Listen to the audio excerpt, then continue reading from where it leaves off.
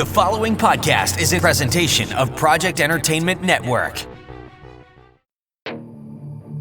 Welcome to Vicious Whispers with Mark Tullius, your source for horror, sci-fi, suspense, and all things violent. Hey, what's going on, guys? Thank you so much for joining me today on Vicious Whispers with Mark Tullius. Today we have episode 104. The short story at the end of today's episode is from 25 Perfect Days plus 5 more. Today's story is 21 Seats. Hopefully you guys will enjoy that. I do not have a guest today. That's why I'm in a tank top, because I don't have to look professional. Although I guess sitting around in a black t-shirt isn't that much more professional, but it is what it is. I'm being comfortable today. Been a pretty cool week. Well, one thing I've realized by having on guests is how much more I enjoy it. It definitely, I don't know, gives me a huge energy boost when I have a cool conversation with someone. So whether it's in person or meeting someone for the first time, this past week last week I had on Scott Gazzoli. Hopefully you guys listened to that. Then on Monday, I was on his podcast, Cause and Effect, and we had just an even cooler conversation.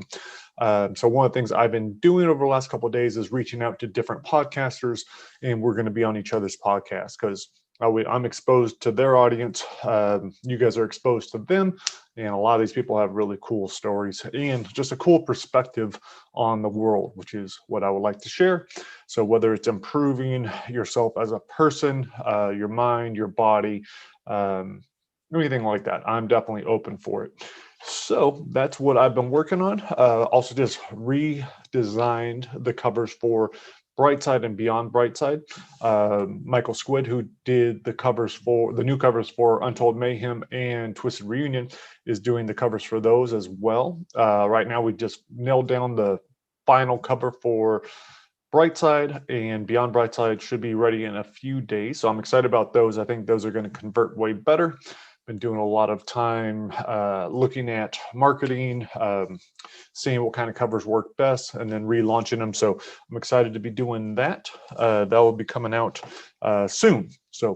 And I've also started marketing around the world. Not too much right now. I'm not putting a lot of money into it, but I'm doing a lot of cool Facebook ads, really pushing Twisted Reunion. It's nice to see that hitting in the top. In the UK, I know it was in the top 10, and that's without any sales going on or anything like that. That's just with Facebook advertising. So that's cool. Had a lot of cool conversations this week with people that have sent me emails. Really growing my newsletter list, my subscribers to my newsletter. And that's been awesome because that's what I want to do. I want to connect with people. I want to find out about people. Another really cool thing is a lot of those people that are reading my books or signing up on the newsletter are also going on to join Dark and Disturbing Fear-Filled Fiction. So that's awesome as well. I'm realizing that's where I don't mind spending my time on social media when it's in there. So I'll spend maybe 15 minutes a day, something like that. But it's generally talking to people in that group. I don't really care about going on other social media shit. I don't like scrolling. I don't like wasting my time. It's interesting, and I do like seeing friends stuff every once in a while, but I don't want to spend a lot of time. I need my time to produce content. One thing I haven't been doing a good job of this week is producing content. I've been stuck on my traumatic brain injury book. This chapter is supposed to be on meditation. And meditation, I'm not a huge fan of it. Although I think, and this is what I'm going to get across in the book, this is what I'm going to write, I realize that much of my meditation is after I smoke weed at night. I'll spend 15, 20 minutes without doing anything and just thinking, sitting there, contemplating my day, reflecting on my day, just being open to stuff. And that's, especially when I'm in the sauna, that's when it really hits me. If I'm just working on my breath and focusing on my breath, I was like, that's a good meditation for me. That's a good time for me to kind of recharge. But sitting around and trying to do my own, not so much. One thing I will be doing today, though, part of the yoga program I'm doing, I think it's Inner Dimension. It's through Travis Elliott is the main teacher. It's level up 108, 108-day program. I hit a little snag. I think I was 12 days in, had to take a couple of days off because of my neck injury, but now I'm back into it. But he also has really cool meditations. So I'm going to start doing those, try to do those every day and then write about it. Maybe I'll do a week's worth and then write about it in the book. I'm also supposed to be interviewing Travis for the book and the podcast the next couple of weeks. It's supposed to be sometime in April. So I need to write to him again and see if we can schedule that. I think it'd be really cool. He's just got such a cool message. Really like his take on teaching yoga, and just I've gained a lot from the messages in his program. So if you haven't checked that out and you're interested in yoga and you want to be challenged, that is a really cool program. I think it's less than $100 for the entire year, and they got all kinds of stuff on there. So yeah, I would say that is worth checking out. In addition to the yoga, I've been doing more swimming now. Living in Southern California isn't completely bad. I usually bitch about it and say I want to get out of here, but with the nice weather, it allows us to go swimming. So I've been doing that with my son. Yeah, that's about it. Also been doing, what else? Not a whole lot else. The last couple of weeks, I have been hiking with a buddy and putting on a rucksack with 50 pounds, 60 pounds. I think the most it goes up to is 60. I think I'm at 54. So maybe I'll do that this weekend. That's always a good little thing. I've realized running is not good for me. It just tears up my body too much. So I need to either hike, swim, do yoga, row, something better for me. I think that's what it is when it comes to exercise. Is like find something that works for you. There's no sense beating yourself up doing something that is not helping your body. Like running, a lot of people love running, but there's not that much of a difference in the benefits between running and walking fast. So why not walk fast for me? So that's how I am approaching things, and I'm digging it. So guys, if you can't tell, I want to get to work. I got a lot of shit going on. So I'm going to cut this one short. You guys are here for the story anyway, hopefully. And hopefully you guys will enjoy this one. Again, this is off of 25 Perfect Days. The entire audiobook and ebook, they're both 99 cents. Although the 5 more perfect days, you would have to get that as well if you want to hear all 30 stories, and that's another 99 cents. So it'd be $1.99 for the full audiobook, or just listen every week here. So we have 25 Perfect Days. This one is 21 Seats, narrated by David Thompson, my buddy. Hopefully you guys dig it, and I will talk to you next week. I will have a special guest on. He's from 10th Planet, and you'll find out about him next week. All right, guys, later.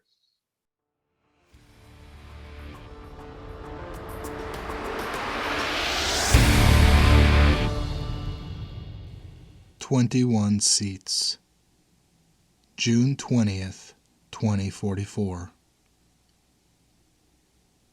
The tall woman wiped her tears and stepped back from the podium, signaling she was done wasting their time. Longley got up from behind his desk and shook her hand. "How about a round of applause for Mrs. Edgefield?" While the rest of the class clapped like the mindless puppets they'd spent the entire year proving they were, Todd raised his hand. Longley saw him and looked away. Todd wasn't about to be ignored by some asshole pretending he wanted to make the world a better place. "I have a question." Longley guided the woman into the hallway and closed the door behind her. He returned to his desk and said, "Of course you do, Mr. Jaworski. What might that be?" "Why should we clap for her?" "Where do you want me to start?" "She's a nurse, big deal. She doesn't even like her job." "For one, it's polite to clap for someone after they give a presentation. Robert's mother took the time out of her day to come down here and talk to you, and it obviously wasn't easy for her. It's also proper etiquette to clap for someone who gives a good speech, which you would have noticed she did if you had been paying attention." Todd's hand crept to his waistband, where he'd tucked the particle pistol he'd borrowed from his brother, Brian. "Just because it's the last day of school doesn't mean you can talk to me like I'm an idiot." Longley slipped a stack of papers into his briefcase. "I apologize if that's how you took it. I'm just saying, I don't think it's right to honor someone for having a job they can't stand. And how about Jen's dad? A janitor at the police station? Why would I clap for a guy that spends his whole day scraping criminals off the floors? Both of them made bad choices in their life, and I won't clap for them just because you tell me to." "That's fine," Longley said. "You have the right to clap or not clap for anyone you please, but you obviously missed the point of today." Todd hoped Longley realized how stupid he sounded, standing up there thinking he was better than the rest of them. "Obviously." Longley said something under his breath that scored a couple chuckles from Tammy Wells and the other kiss-asses in the front row. Speaking loud enough for everyone to hear, Todd said, "What'd you say?" Longley stopped what he was doing. "I'm not doing this today, Jaworski. It's my last day at this school, and I'm not going to spend it locked in yet another senseless debate with you." Todd was unable to think of anything clever to say. He was tired of this homo staring into his eyes, so he turned away. A few of the kids glared at him. One of them was the 6'5" Robert Edgefield, who sat 2 seats over. Todd asked him, "What the hell's your problem?" "You shouldn't talk about my mom like that," Robert said. "Or what? Are you going to cry like your mommy?" Longley told Todd to knock it off. "Listen up, class. Before I call in the next speaker, I want to go over a couple of things." Of course Longley wanted to go over something. He loved to hear himself talk. "First, I want you all to take a moment to look around yourselves." Only the morons in the front turned around. "Go ahead," Longley said. "I can wait." Everyone except Todd looked about. Longley locked eyes with Todd, and instead of making a big deal of it, Todd looked left, then right. Longley told the class, "Tell me what you see." Before anyone else could answer, Todd blurted out, "You sure you want to know?" He had access to controller documents and knew everything about his classmates and Longley. "If you're not going to say something nice, then don't say it." Longley pointed at Paul, the pencil-necked pussy not even giving Todd the chance to answer. "Fear," Paul said. "Uncertainty." "Good. Very good," Longley said. "That's bullshit," Todd said. "Maybe you guys are scared. I'm not." "Well, not everyone has family members in the controller's main office." "What's that supposed to mean?" "What do you think it means, Jaworski?" "I think you're saying something bad about the controllers." "I'm simply saying I understand why certain students are afraid of the future, and certain students aren't." If Todd was going to report any insubordination to his father, he would need something more concrete. Instead of trying to drag Longley into a discussion, Todd sat back and relaxed. Longley was a prick through and through. He'd say something to get himself killed. Todd just hoped he'd do it in the next 15 minutes, before the bell rang. "What else do you guys see? What else is there to notice?" Tammy raised her hand real slow. When Longley called on her, she said, "I see courage. There are a lot of empty seats in here. The fact that not all of them are empty says something." "Very good, Tammy," Longley motioned about the room. "We start out this semester with 44 students. Now here we are at the end of the year. 21 empty seats." "Less bullshit to put up with," Todd said. "That's one way of looking at it," Longley said. "Or you could see it as a sad sign of the times. This is, arguably, the best and most expensive high school in San Angeles, and our attendance is below 40%. So many moved to the inner blocks or dropped out to work. Half the girls are pregnant." "What's your point?" Todd asked. Acting like he didn't hear, Longley said, "Tammy's right about seeing courage. Instead of empty seats, she saw each of you. She saw that you stuck out the year, despite all the hardships and reasons to stop attending." Todd said, "The only reason I stayed is because I won't get any money from my dad if I don't graduate." "Well, you're still here, so it's a good thing. Be sure to thank him for me," Longley said. His stupid smile earned him a couple laughs. The chicken shits held their hands to their faces, so Todd couldn't see who was laughing. "Yeah, that's pretty funny. Know what else is funny? I know where each of you live. Maybe this summer me and my family will stop by and say hi." The class went silent. Then Longley said, "Just be sure to call ahead, and bring ice cream. We'll make a party of it." It took all of Todd's restraint not to pull out the pistol and erase Longley's smart-ass face. He was trying to think of what to tell him when Longley walked over and opened the classroom door. "We still have 2 speakers. Please save the questions and comments." Longley shook hands with a small man who looked about as old as Todd's father, but with ash-white hair. Longley introduced the man as Mr. Dobbs and showed him to the podium. Even though Todd was at the back of the room, he caught a whiff of something so fierce his eyes watered. It smelled as if the guy had spent the last 10 minutes in the hallway, singeing off his body hair. "Some of you know me," Dobbs said. "For those that don't, I'm Stacy's father." Stacy cringed in her seat. Todd couldn't help thinking how much he'd like to give her and her very developed freshman sister Stephanie something to cry about. While he dreamt of simultaneously slamming the sisters, he remembered they had both been voluntarily sterilized, probably to help the sniveling man up front pay the bills. Todd could screw both of them all day long and never worry about them popping out pups.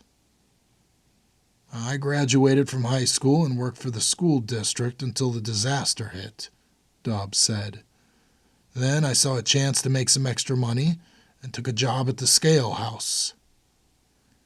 Todd's eyes moved away from Stacy's long, creamy legs. Her father was suddenly interesting. "I never should have done it, but as I'm sure you've heard your parents say, jobs are hard to come by. That's why you should stay in school. You can all do better than I did." Dobbs licked his lips.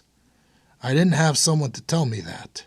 I didn't have anyone warn me if I didn't stay in school, I might end up cleaning out furnaces. I'm there every day, right below all the action. I get to hear all the pleading, all the cries, all the screams, all the burning. Now I'm nothing more than an embarrassment to my daughters. I can't get the horrible smell out of my clothes, my hair, my dreams." Stacy told her dad what he said wasn't true. Dobbs got choked up. He took a second, then continued. "Stay in school and watch what you eat. Start dieting now. Most of you will be 18 sooner than you know it. The last thing I want to hear is you up there crying that you didn't know what weight you had to be under. I can't tell you the number of kids who think they should be given another chance. Everyone has to make weight. The controllers don't care who you are, and mark my words, it won't always be random." Dobbs rushed out of the room before Longley could ask them to clap. While Longley waved in the next guess, Todd said, "I hope you know he's wrong." Longley showed a large man in an all-black uniform to the podium. "Wrong about what?" "Not everyone has to make weight. Controlling force agents don't." "Neither do those with money for a waiver, but that's not the point," Longley said. "So how many of you would want the job Mr. Dobbs has?" No one raised their hand. "Well, those are the kind of jobs out there for people who only finish high school. Hopefully, these talks will give you something to think about over summer. I want you all to not only come back and finish next year, but with grades high enough for college. I want you to discover ways to fix our farmlands, solve the energy crisis, decontaminate the water, fight to improve civil rights." Todd had heard enough. "If you have some negative thoughts about the controllers, then I think you should say them." Longley's jaw tightened. "Of course I don't have a problem with the controllers. No one ever does. No one ever should. They've done such a great job with everything." Longley introduced the man in the uniform as Sergeant Williams, then sat behind his desk. Williams looked at Todd and said, "You're right, by the way. Military and law enforcement agents don't need to make weight." Todd nodded with a smirk and waited for the sergeant to continue. Finally, someone with something to say. "As you can probably tell, I'm well over the cutoff for males. It's a nice benefit, but what happens if I get injured and lose my job? What if there are budget cutbacks, which there always are? Those are some things to think about if you are interested in my line of work. Todd didn't recognize the uniform and wondered what organization Williams was with. Williams asked, "How many of you have your driver's license?" Only Todd and Joanne, whose dad was high up in the Church of the American Way, raised their hands. "I'm stationed at the DMV with a job I never would have considered 8 years ago when I was your age. I run the denials." Since the so-called sergeant wasn't the biological father of any of the kids in the classroom, Todd figured Williams was a friend of Longley's. "You're not even really law enforcement. No wonder you don't carry." "I'm not carrying because I'm off duty and in a classroom. It's called showing respect. You should look into it." The thought that this asshole put himself in the same class as an actual controlling force agent made Todd sick.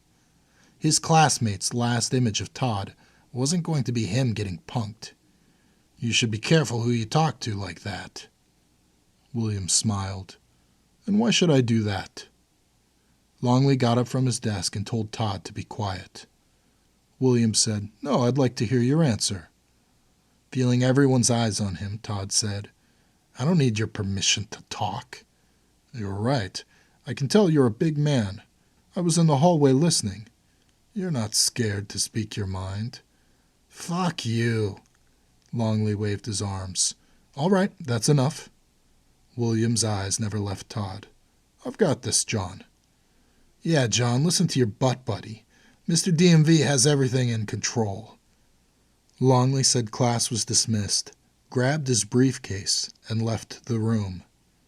No one else moved. Williams gripped the front edge of the podium with his massive hands and stared at Todd with a sad attempt at intimidation. "What were you saying, Mr. Jaworski? Were you saying that you would like to discuss this somewhere else? That you were such a big man you could disrespect all of your classmates and their families and anyone else you pleased?" Trying to sound confident as he looked at the idiots surrounding him, Todd said, "Yeah, that pretty much sums it up." The bell rang, announcing the start of summer. Outside, students ran through the halls screaming, throwing papers everywhere.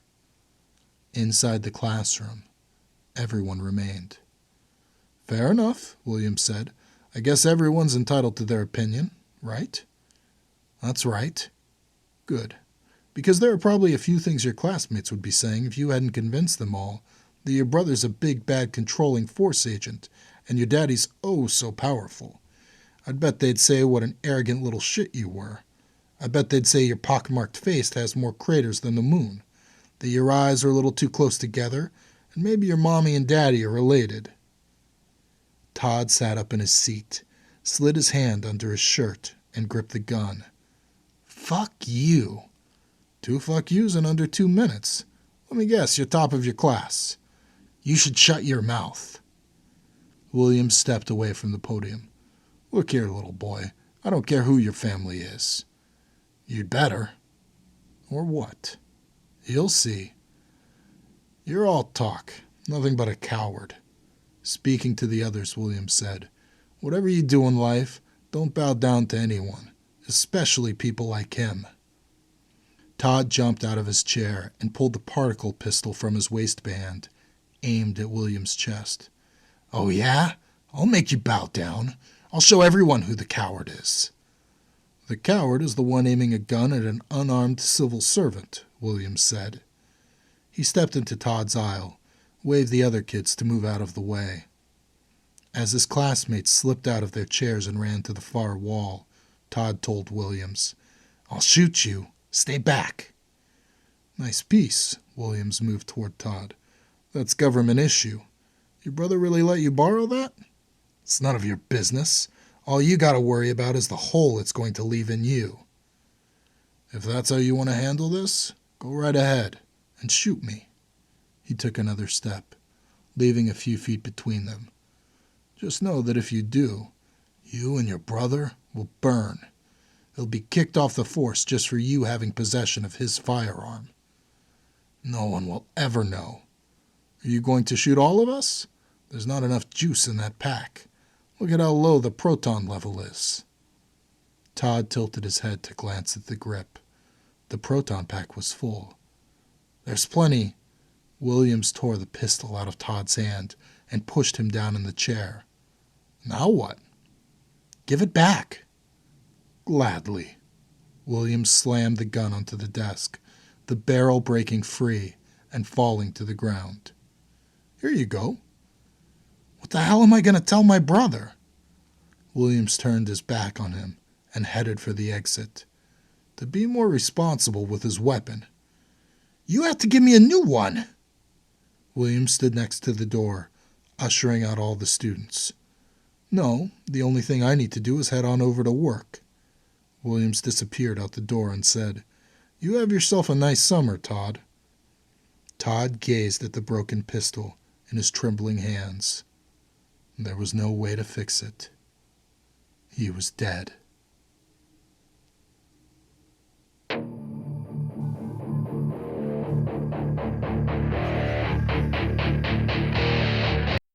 This has been a presentation of the Project Entertainment Network.